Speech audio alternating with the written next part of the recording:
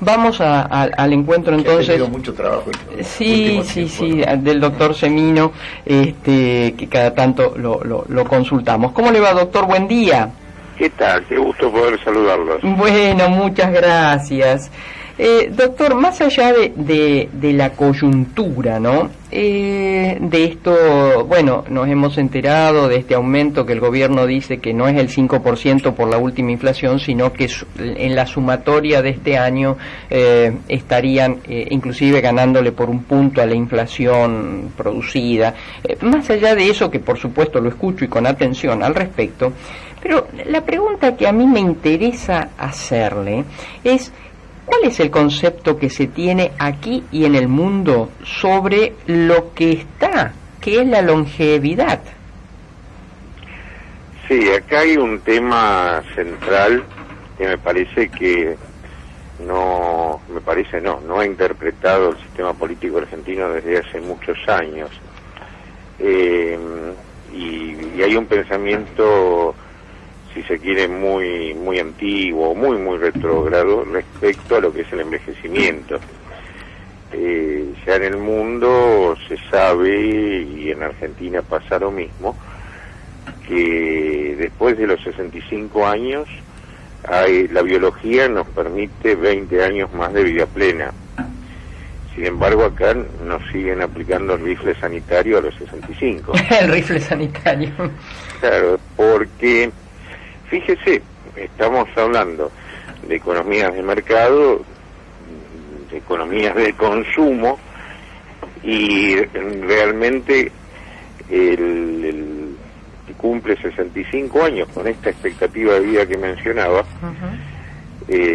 queda fuera del sistema de producción y consumo y pasa a ser lo más terrible para los estados, y esto es lo que no se ve, un terrible gasto social, porque lo que en otras partes del mundo genera, que es ser un reproductor de riqueza, acá se convierte en una carga. Y ser reproductor de riqueza por algo muy simple, y hay muchas experiencias al respecto. La más espectacular fue la conversión de las monedas al euro en Europa en el 2002, donde los grandes protagonistas fueron adultos mayores.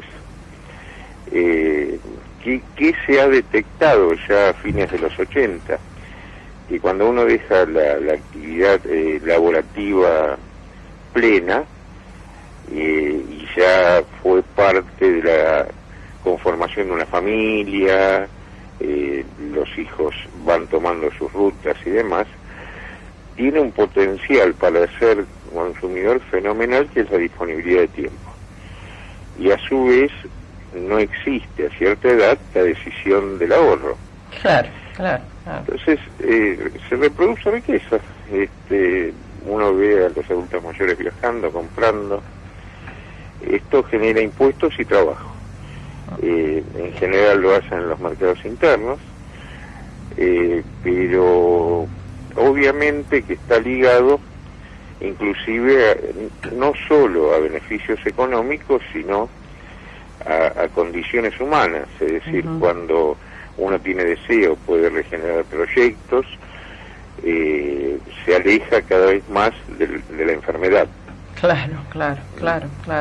En cambio, me da la sensación, y la pandemia lo mostró claramente, nos han metido miedo, y especialmente a los adultos mayores, y el miedo no es un buen consejero en nada. Sí, yo estoy realmente, le diría, horrorizado. Yo pertenezco a la comunidad geriátrica, presido la Sociedad de Geriatría y Gerontología a nivel latinoamericano. Trabajé estos 8 meses en el AMBA dentro de los geriátricos, y me parece que cuando los políticos dicen no, el 1% más, el 2% menos, sobre 4 millones que perciben 18.000 pesos, con lo cual va de suyo que nadie puede vivir en Argentina con eso. Están olvidando que lo dicen en un escenario de una terrible tragedia humanitaria que hay en el país y en el mundo. Pero en el país en particular, de los más de 36.000 fallecidos, el 80% son adultos mayores. De los que pudieron evitar esta contingencia y salir de la etapa aguda, han quedado con morbilidades muy serias que hay que seguir tratando, seguir poniendo grandes esfuerzos y grandes recursos para poder hacerlo. Y del resto, que como decía es obvio no pueden vivir con lo que perciben, quienes la tienen, la familia era un sostén, una rueda de auxilio para la economía de ellos. Hoy eso, con la pandemia, se ve absolutamente resentido porque cayó abruptamente el ingreso familiar. Por lo cual, en el siglo XXI, en Argentina, estamos reproduciendo la vieja conducta milenaria y prehistórica, que es la conducta esquimal, ¿no? Es decir, en el iglú, cuando el adulto mayor, el viejo, se queda ya con los dientes gastados para seguir comiendo pescado seco, para no alterar la economía de los demás, se va hacia el polo. Se va a morir. Exactamente. Esto uno lo puede leer, lo puede ver en la historia. Ahora es patético cuando en una civilización se naturalizan este tipo de cosas. Mire, yo vi en el AMBA y ahora estamos trabajando mucho, inclusive con los colegas de Rosario, con los colegas de Córdoba, de lugares donde se está viviendo un poco el remanente de lo que ya vivimos acá, y acá habíamos vivido lo que ya había pasado en Europa, ¿no? Es decir, cuando se decretó la cuarentena, decíamos, no desde el punto de vista de lo político y demás, decíamos necesitamos grandes controles en los geriátricos, es el lugar donde más débil es la población y donde el virus más ataca. Bueno, ya en marzo, cuando decíamos esto, no había test para esos lugares que se sabían, porque teníamos el diario del lunes, iba a pasar la tragedia. Y a su vez decíamos, y le dijimos al presidente de la Nación formalmente a través del jefe de gabinete, tienen que dar un complemento a quienes ganan la mínima, a los jubilados que ganan la mínima, por lo menos hasta llegar a 30.000 pesos, durante por lo menos el periodo de excepción o de cuarentena, para que no salgan a trabajar. Porque lo que pasó, bueno, obviamente se desoyó esto, y lo que pasó es lo que era obvio. Yo soy de un barrio de la ciudad, cerca de La Matanza, soy de Matadero, un barrio de gente trabajadora, y los jubilados tuvieron que violar la cuarentena, pero no porque no supieran de los autocuidados, del riesgo, lo sabemos muy bien, aparte somos la generación que pasó la poliomielitis, así que tenemos memoria histórica en términos de los autocuidados. Pero tenían que salir a trabajar, era la inanición o el virus. Claro. Y se vio muy claramente, pasan tantas cosas que uno se olvida, el 3 de abril, cuando 1 millón de jubilados tuvieron que salir a pasar la noche en intemperie para tratar de cobrar los 15 días que le debían, porque no tenían para subsistir.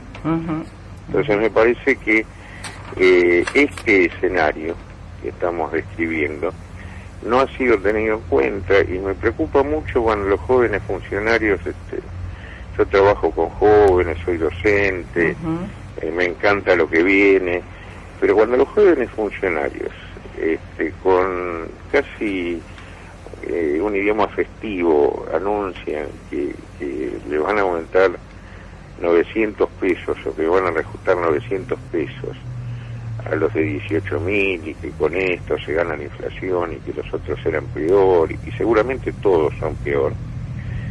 me parece irrespetuoso, me parece que se confunde el criterio de un derecho como es la seguridad social, es plata que pusimos por adelantado durante 30 años, con un subsidio, y reconvierten la falacia en otra falacia, porque 900 pesos son 30 pesos por día. Digo, más allá de la irrespetuosidad, no sirven absolutamente para nada. Cuando usted a la nada le agrega nada, claro, sigue profundizando un problema, ¿no? Así que ahora, en eso estamos hoy. Le quiero preguntar lo siguiente. ¿Cómo ha resuelto? A ver, yo sé que además nuestro sistema ha absorbido personas que entraron por la ventana con sus necesidades, supongo que la mayoría, quiero creer.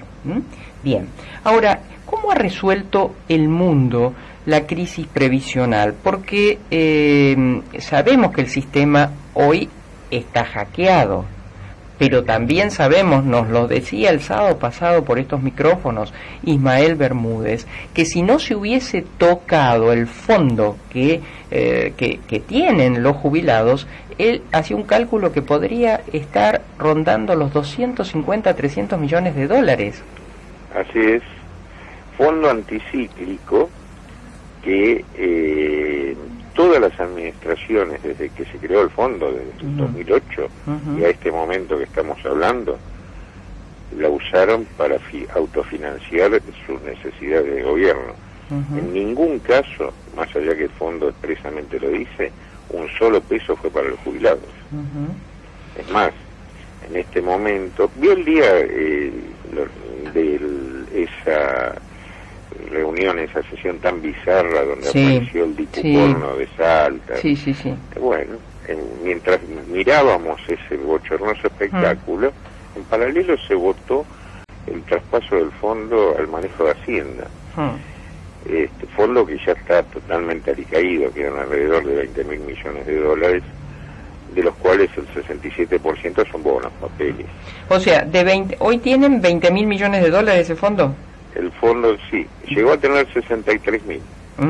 De esos de estos 20.000 millones de dólares, usted me dice que en papeles hay el 67%. Sí, la gran mayoría, que son bonos en pesos, que fue colocando el Estado cuando se llevó la plata. Es decir, fue poniendo pagarés, digamos, ¿no? Para que nos entiendan los precios. Ahora, esos bonos en pesos que quedaban, en lugar de usarse para tratar de paliar la crisis, una vez más para paliar la crisis del sistema, se están usando para mejorar la situación del dólar paralelo, para que no suba demasiado. Y a su vez, en paralelo, nos volvemos a endeudar los argentinos porque tienen la cláusula dólar, y quien los está comprando, mire, la primera compra fue de 220.000 millones de pesos, que seguramente no la hizo ningún jubilado de esos bonos. Tienen la compra se hizo con un dólar de 83, 84 pesos, que cuando realicen los bonos en un año, como tienen esa garantía, vaya a saber lo que vale el dólar y vaya a saber la deuda que estamos contrayendo. Los argentinos, pero a su vez vaya a saber cómo hacen para vivir los jubilados todo este tiempo, ¿no? Así que me parece que esto va a seguir aumentando porque tenemos más pobreza, desocupación y el sector aportante se ve cada vez más restringido. Ahora, aún en esta situación, ¿cómo se resolvería esta crisis previsional? Porque a su vez las personas trabajan más tiempo, aportan más tiempo. Sí, mire, primero reconociendo la crisis, porque si no siguen haciendo estupideces desde el sistema político. Dice, bueno, ahora aumentamos esto, le damos esto, cambiamos la fórmula. Cambio de fórmula que me tocó exponer en el Congreso, yo le decía con todo respeto a los senadores y diputados que sentía que estaban discutiendo el sexo de los ángeles, porque si no hay una recomposición del haber, van a tener que contratar a Mandaque para hacer una fórmula, porque la fórmula no resuelve lo que es la estructura. 18.000 pesos con una fórmula o con otra son 100 pesos más o 100 pesos menos. Y es más, pensemos en que por lo menos la fórmula es neutra, que no va a ofrecer una caída mayor. Van a ganar 18.000 pesos en junio al valor de ese momento, sí. que hoy ya es nada. Cuando uno a la nada le agrega nada, Sí, termina siendo siempre la misma falacia. Entonces, ahora, deberían usted me dijo que eran cuántos millones de personas que ingresaron y no eran aportantes. Casi 3 millones, hubo Sí. dos moratorias, 2005 y 2014. Si esas 3 millones de personas que deben, insisto, seguir asistidas, se los sacase del ANSES y se creara un fondo especial, ¿podría encauzarse esto o estoy divagando? No, eso hubiera sido lo razonable y lo que propusimos en su momento, que sí había que incorporarlos al sistema, pero que la plata la tenía que poner el Estado. Claro. Es decir, había que ponerla de afuera del sistema. Lo que se hizo fue una redistribución del ingreso, es decir, se acható la pirámide y bueno, recordemos los casos Badaro y todos los casos tienen que ver con esto, es decir, los que estaban un poquito mejor pagaron el ingreso de los que estaban mal o de los que ingresaban que no tenían aportes. Y esto llevó a que la pirámide se convirtiera en una meseta. Pasamos de un 17% de jubilados con la mínima a un 80%, que es lo que hoy tenemos. Y la gran discusión que no se quiere encarar, y que coincide con lo que usted hablaba con Ismael, primero, el fondo hubiera sido para paliar la transición, porque acá hay que arreglar el motor del colectivo con el colectivo en marcha. Claro. Para paliar ese desfasaje, por lo menos el auxilio del fondo. Y en paralelo, discutir lo que no quiere discutir la política en Argentina, cómo se financia. 40% de trabajo en negro aporta cero, y es responsabilidad del Estado crear trabajo registrado. Y de la otra mitad, que son impuestos, del financiamiento, el impuesto que más pone es el IVA. Esto es un disparate. Fíjese, el más regresivo, el que más afecta a los pobres, bancando a los pobres jubilados.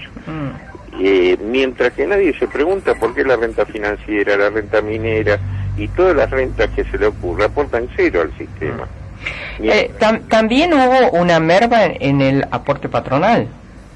Sí, varias mermas. Varias mermas e históricamente hubo 15 puntos que se perdieron durante la dictadura militar, hubo 8 puntos más que se quitaron en el 95 con Cavallo para evitar la desocupación, cosa que teníamos un dígito, después pasamos a tener 2 dígitos, y ahora en el último gobierno también hubo ciertas quitas. ¿Cuál, en el gobierno de Macri? Claro. Ajá. Mire, para ir no a la historia, sino a lo más reciente. Desde diciembre de 2017 hasta este momento que hablamos, el haber del jubilado perdió el 40% de su poder adquisitivo mensual. Esto es así. 6 puntos se perdieron en el factor empalme en diciembre del 2017, el lío del cambio. Perdón, ¿me dijo cuánto perdió? 40%. 40%. Claro. 6 puntos se le debe al jubilado del factor empalme de 2017, cuando fue el lío en el Congreso y demás, se le pagó un trimestre de menos de movilidad, que son 6 puntos que ya lo reconoció la Corte, ¿no? Es una deuda que tiene el Estado. 2018-2019 perdieron 20 puntos respecto a la inflación. Tampoco lo digo yo, lo decía el entonces candidato actual presidente, que no bien asumiera iba a recomponer esos 20 puntos vendiendo las LELIC. En diciembre asumió, no se vendieron las LELIC, se decretó la emergencia previsional, los argentinos seguimos pagando los intereses de las LELIC, y los jubilados se quedaron sin nada de recomposición que iba a haber durante el primer semestre de este año por la fórmula, porque la fórmula reajustaba sobre el segundo semestre del año pasado, que había sido de alta inflación. Y se hicieron reajustes marzo, junio, septiembre hacia la baja. por lo cual cuando discuten si perdieron respecto a la fórmula, si se hubiese aplicado la otra fórmula, perdieron de todas formas, perdieron respecto a la inflación, a la fórmula, y estos 40 puntos que estoy mencionando, los responsables de la pérdida son la anterior administración y la actual. Así que bueno, debiéramos tener un debate superador para ver cómo solucionar el problema y no para seguirse echándose las culpas, porque las culpas las tienen todos. Claro. Le hago una pregunta ya desde el punto de vista legal, ¿no? Usted es abogado. Eso es mi época precolombina. Bueno, pero le debe haber quedado la noción de esto y siempre está bien asesorado. Digo, la ley, porque yo la ignoro, la ley permite a los gobiernos que mi dinero como aportante en 30 años lo usen para los que se le antoje. No.